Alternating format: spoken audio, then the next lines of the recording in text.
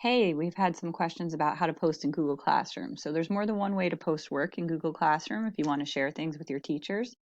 Right here, you can post. This is your class stream, so everyone will see it. So just be aware when you're posting things in here, your whole class will see it. And then you can click post. You can also add photos and work from Google Drive here. You can click on a file, you can link a website, and then you can post it. But remember, if you post in your stream, your whole class is going to see it. Then there's classwork. So if your teacher created an assignment, you can click on the assignment, click view assignment, and then you have the option to add things here as well.